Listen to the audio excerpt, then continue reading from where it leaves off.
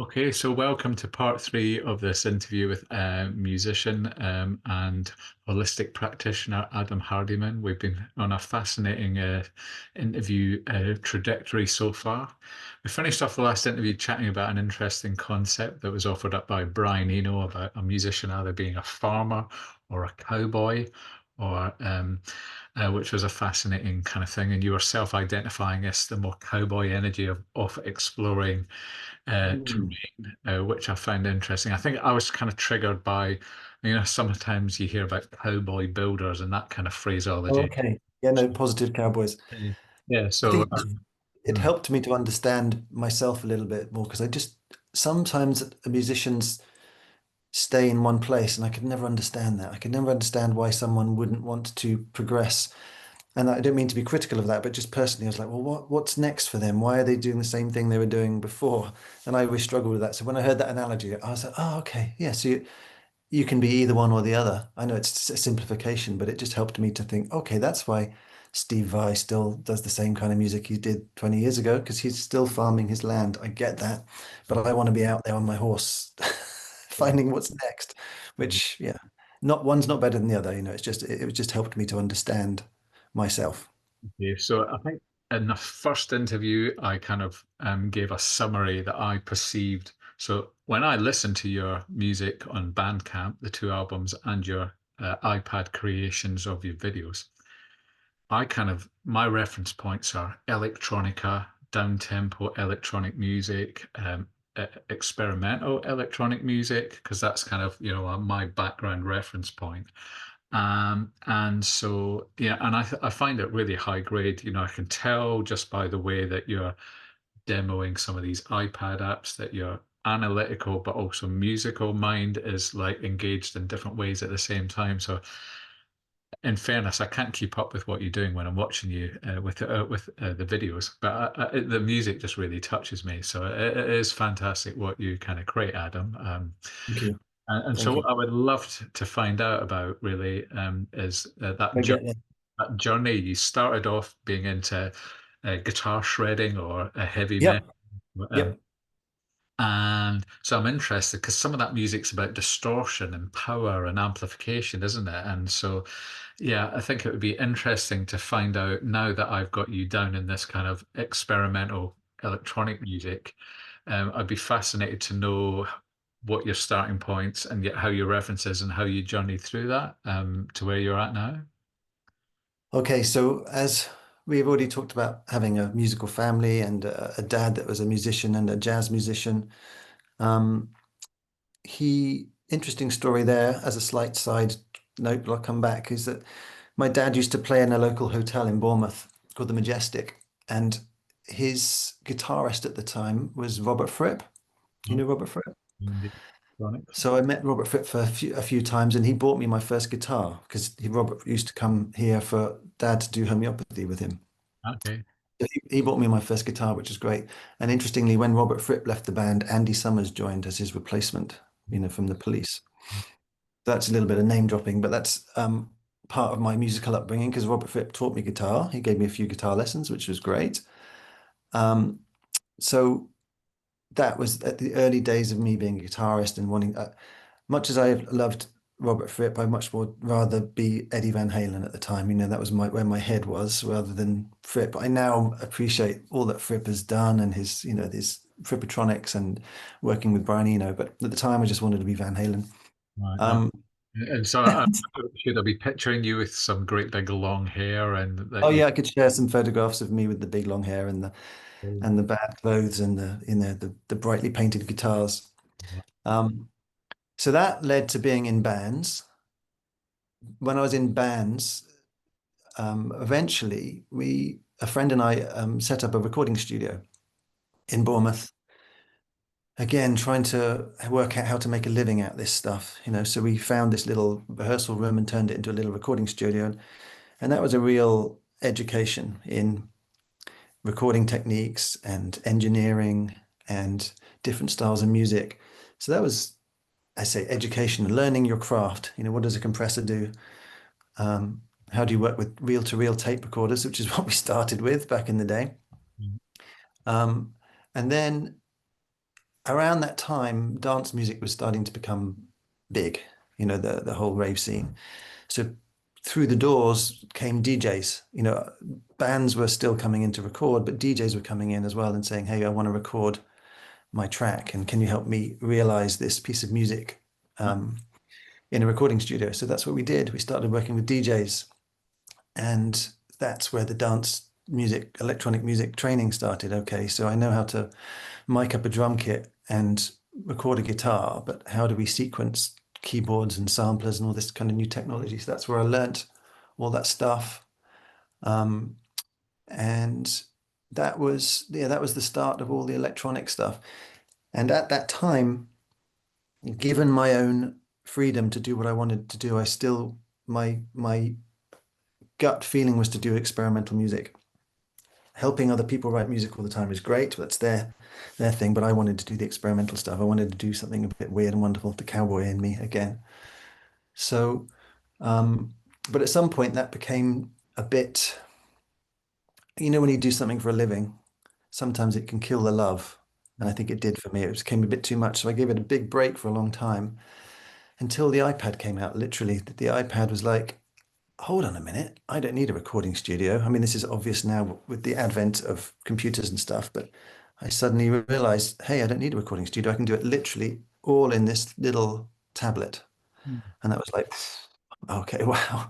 My compressor's in here, my tape recorder's in here, my keyboard's in here. So that was like, wow. And that's why I started doing the iPad music.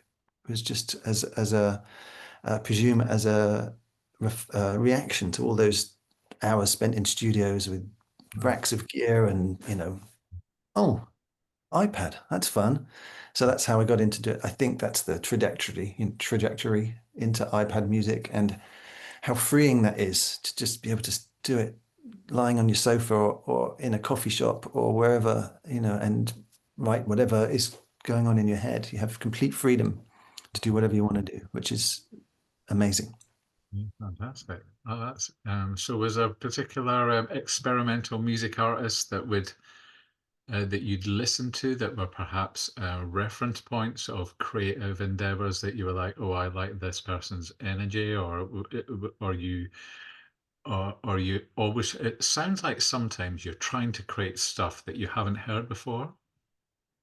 Yes, exactly. I think ultimately that's my goal, is particularly with the modular stuff. It helps me to aim for that idea. Can I create something I've not heard before? Yes, and that's what I'm listening for when I'm listening to other artists. It's the cowboy thing again. It's like, is it fresh? Is it doing something different to me, Yeah. that I've not heard before?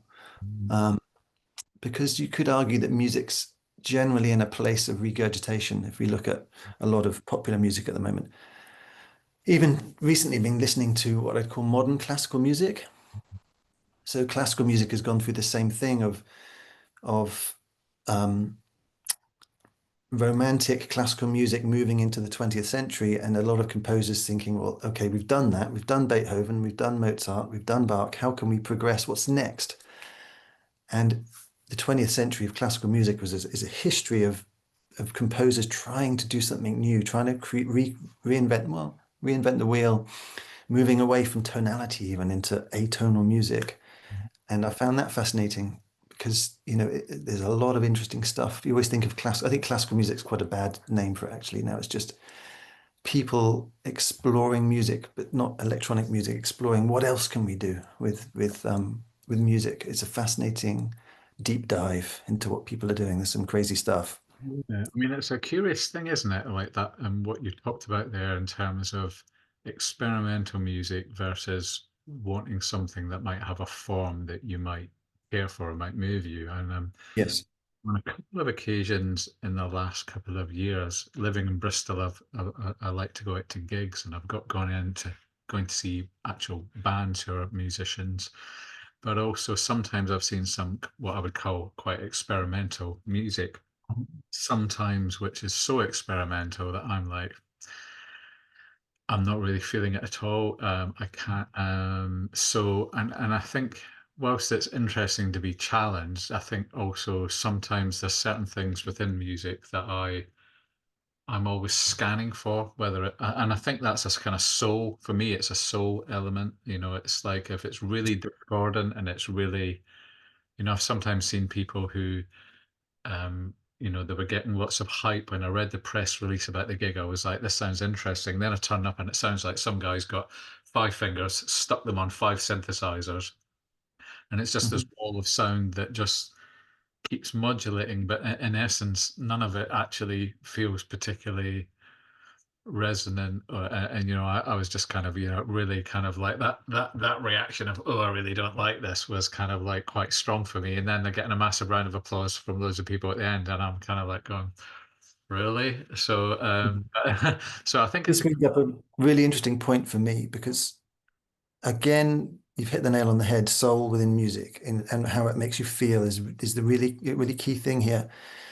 And when you dive into something like modern classical music, it's really easy to miss what they're doing. And you do have to really invest some time into it to appreciate it. But it does tread a very fine, I think, fine tightrope between intellectualism within music. We're doing this because of that and because of what's happened in the past and because of what my ideas versus soul, emotive feeling. But it's uh, there's a podcaster called Samuel Andreev who tries to help people to understand modern classical music. And his first rule of understanding modern classical music, I've got a list of rules and to help you understand. And the first rule is assume that this music is vitally important to your personal survival. All It's right. like, okay, wow, that's an interesting statement. Meaning, if music is literally as important as we're saying it is, it's literally nada Brahma. It's the spark of creation. It is this is a really important thing. Without music, we'd be lost. If you took music away from people, what would we have? So it's super important. So when listening to new music, try and in become that, or what's the word?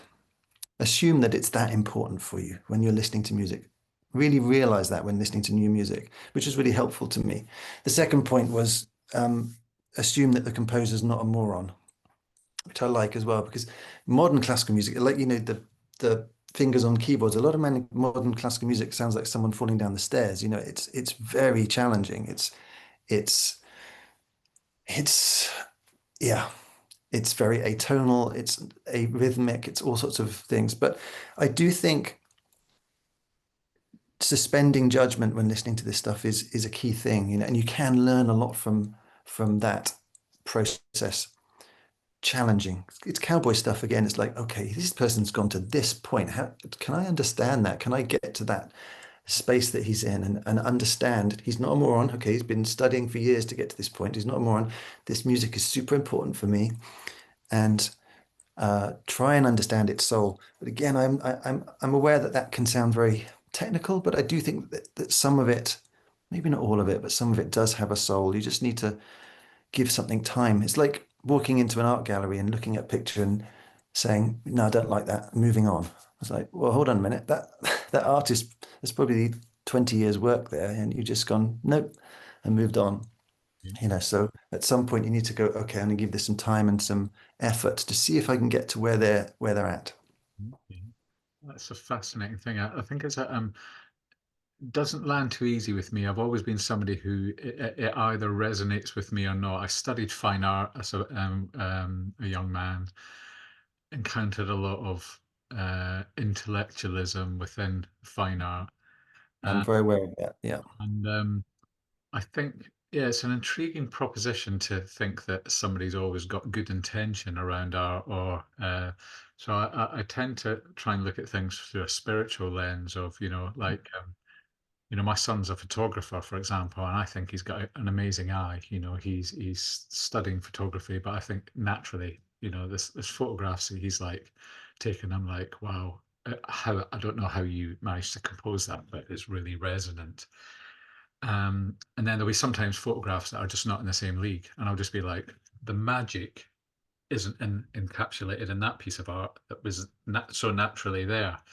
And to me, I've always had this kind of thing of, yeah, it's either I can sense it's right and perfect, and I don't need to know the backstory about how it was Mhm. created. I can just tell Yeah. visually it's got so many dimensions, whether it's visually, whether it's a movie, whether it's so it's an interesting thing, I suppose. Yeah, I've definitely been to a few gigs where I've gone, oh, the blurb read great, and then I've come back going, it really didn't touch me at all.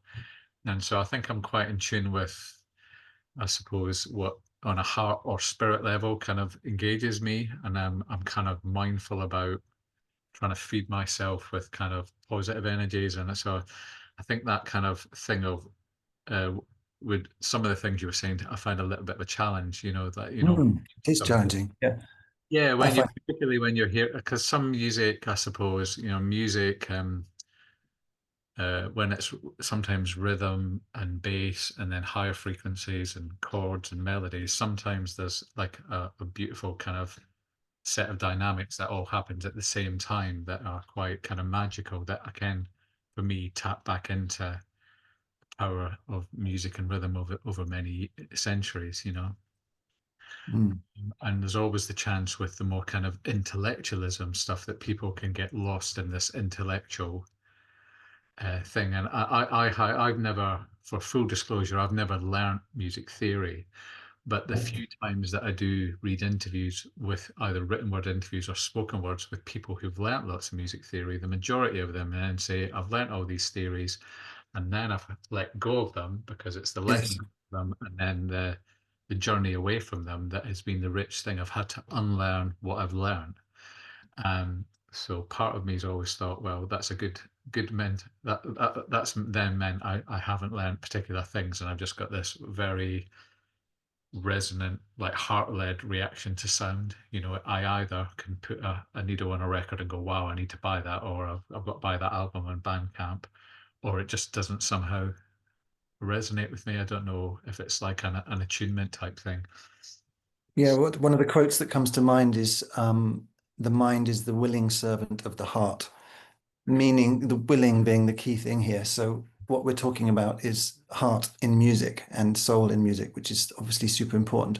And the mind is the servant of that. So I think, if you do study music and you do gain more knowledge, Mm. then that can serve the heart. I know it's going to be different music than that just comes from the heart, but it serves. So it is always seems to be coming from the heart, and the mind is connected to that. But it does, as long as you're careful, I suppose, the mind will and learning will always give you more tools. Do you know Jacob Collier? Have you come across Jacob Collier? I know of the name, but not too much. So please expand and Jacob Collier is an English genius musician who's he literally does fit the word genius. And I mention him because he knows music inside out from a theoretical perspective, and what he doesn't know about music is not worth knowing.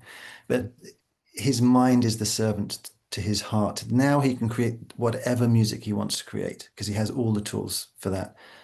So that's fascinating to watch someone that has that much understanding and how they can then use that to create whatever emotions. They're using the tools from the mind to create whatever emotion they want in the music. And that's hugely powerful and exciting to watch. So I'd encourage anybody to explore Jacob Collier's work. He's fantastic. So yeah, still lots to learn. and the fascinating thing that's dropping in for me really about everything that you've shared. You're not at the moment talking about how all the other stuff that you've done in life to do with your sound, your understanding of radionics, bioresonance, how that all has possibly fed into your journey into sound. Because I can imagine when you've got that kind of background, and you've got awareness of self-healing strategies and you come across to me like quite spiritually connected to your experience on this earth, that must feed somehow into your music making creations as well, because I've certainly had a few moments where I've done spiritual clearings, or I've entered a new phase of consciousness, and I hear sound and my relationship with sound changes, and how I want to make sound changes because I've cleared and reached a new level of consciousness. So do you think in any way you're all your other studies also feed into that experimental music making journey. Is that how you perceive it? Yes, but I don't understand it, if I'm honest. I recognize that it's a going back to the tarot card reader, you will use music to heal people. It's always been there, and I don't quite understand how it all fits together, if I'm honest. It's fascinating, but I couldn't put my finger on how they feed into each other. They obviously do. Um, But when I'm sitting here doing frequency therapy with people and what that's doing and how that's connected to music, oh, I'm still trying to work that out. That's the intellectual side of me trying to work it out.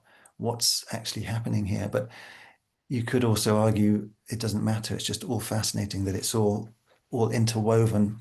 may- Um, maybe your like I said, maybe your heart knows exactly what you're doing. I hope so. Yes. Yeah. And Well, my like Apple Pencil, go on.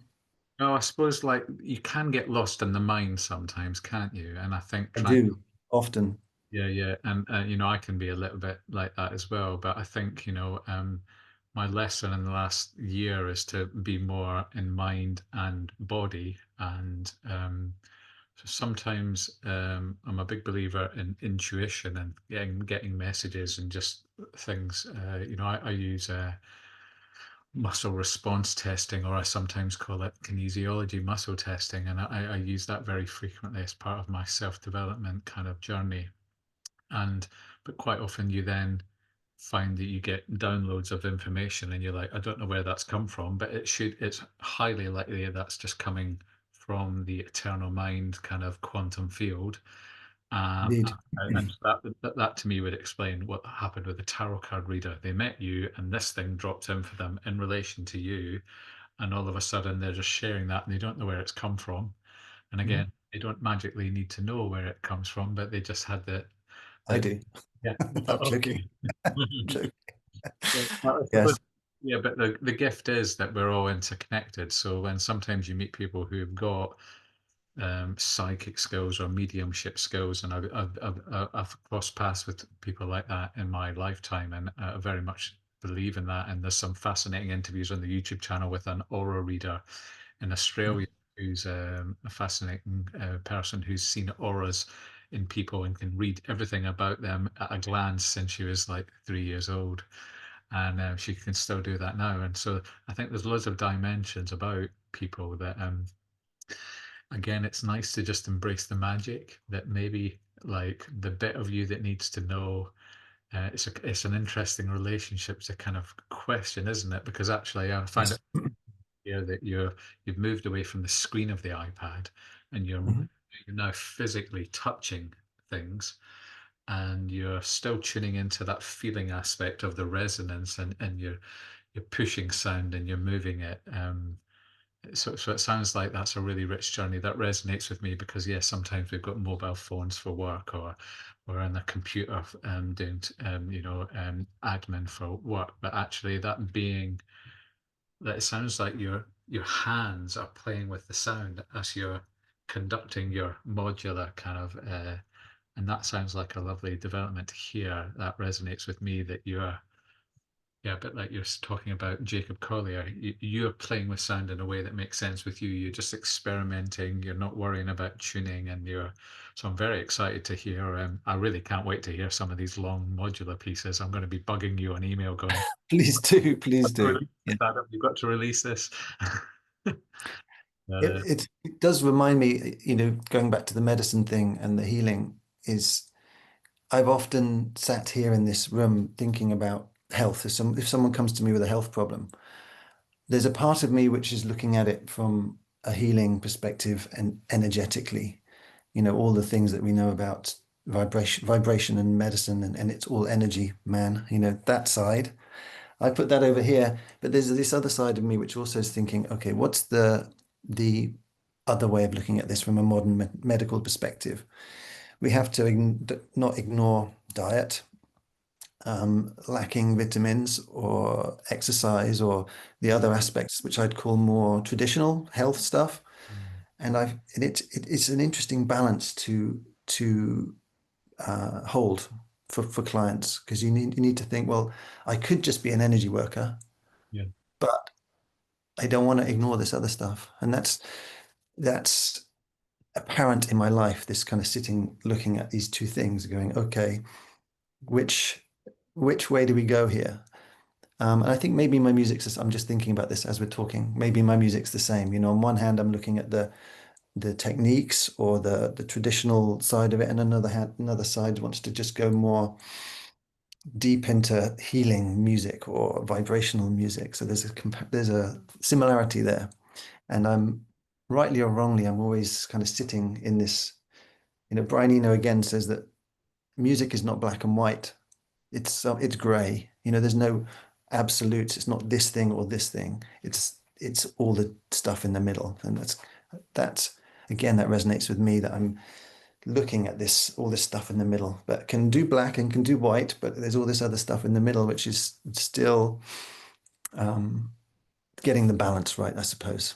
Yeah, I mean, it sounds to me like you're summarizing like a playful child, you know, kind of like when I think of playful child and my relationship with music, I rarely read a manual. I'm just kind of like, what happens if you twist this? Oh, it does this, and there's a immediate reaction. And sometimes it might be the longer way to learn about something, but at least sometimes you figure out how to plug something in, and you and so I think that intriguing sense of wonder is Mhm. something that comes across to me where you're at with music at the moment and your new releases. And I think wonder is a fantastic thing.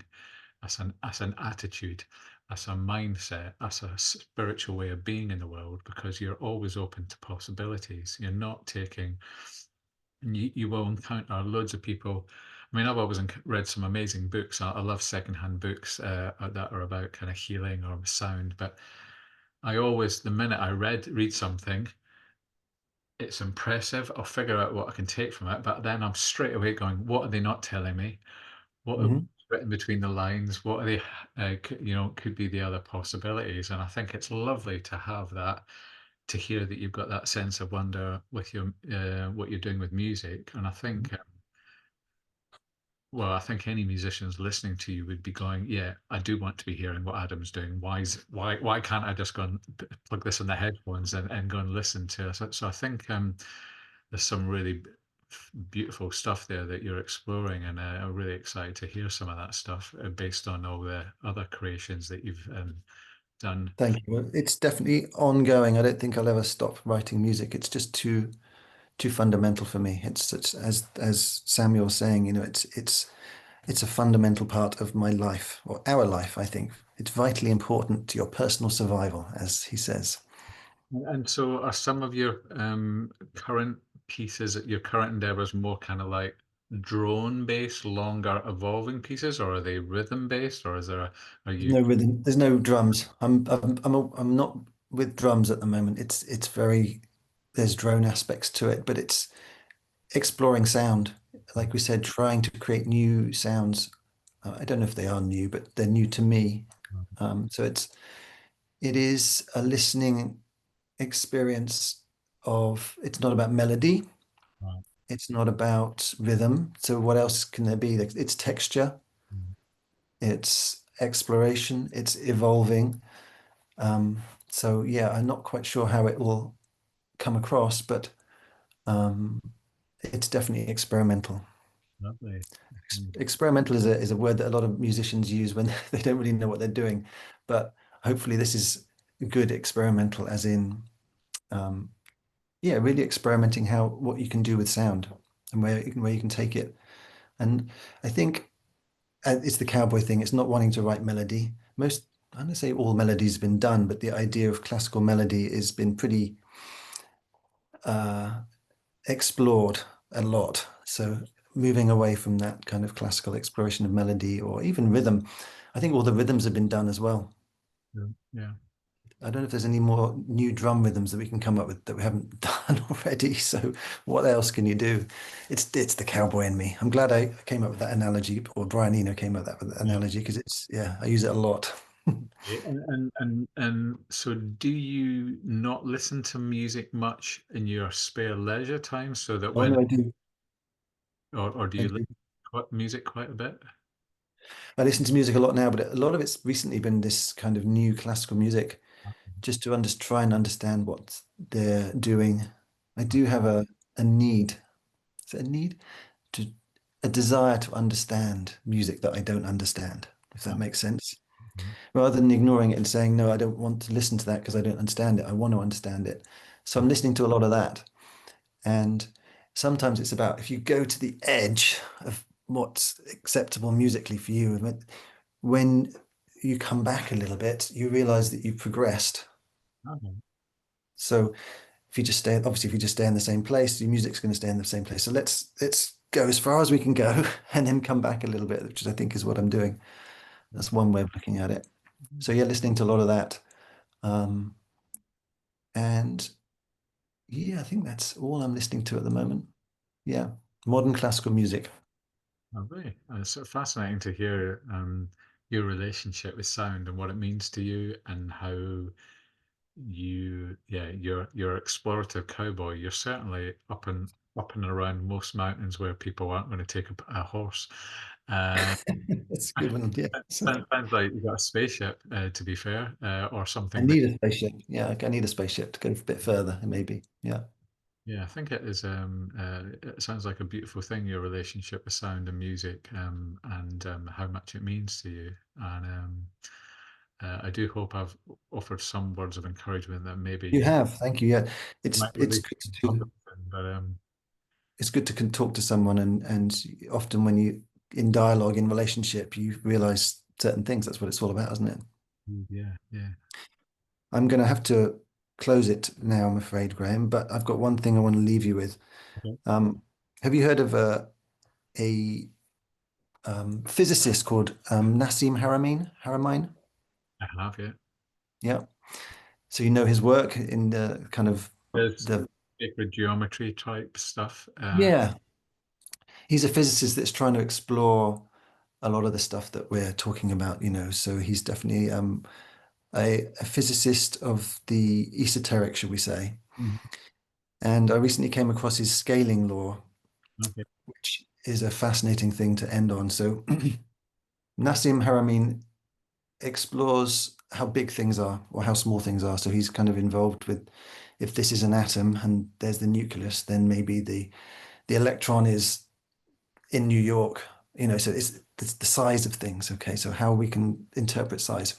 So the scaling law is you created a graph, and on the x-axis of the graph, he maps the size of things in the universe.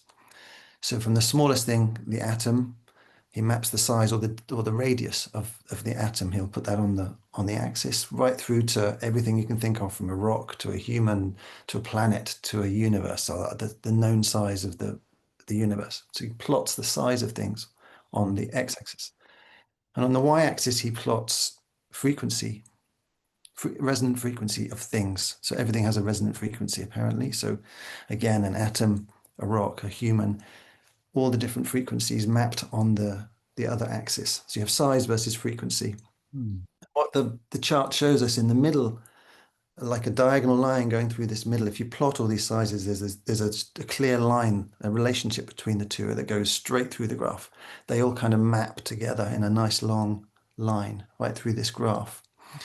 So there's a clear relationship between size and frequency. Bang in the middle of that line, almost exactly in the middle, is human beings. We are at the midpoint of this amazing graph of size versus frequency. Okay. I think that's quite fascinating and gives me, every time I talk about it, it gives me goosebumps. It's kind of how important are human beings in the universe. So I love that idea that we are at the center of all creation and how important it is to remember that. Yeah, what a beautiful note to end on. I would certainly be researching that further myself after watching this. Yes, Nassim's scaling law, it's a wonderful, wonderful idea. Yeah. Well, thank you so much for all your time and energy that you've shared, and the My pleasure. It was great to talk. being prepared to surf through this random improvised conversation. It's been lovely Yes. to meet you. Hopefully it's not too random for people, but I've enjoyed it. Thank you. Thank you for reaching out. Yeah, it's been a real pleasure. I'll be back in touch for sure, I'm sure. Please do. Thank you. Thank you very much. Take care. And you.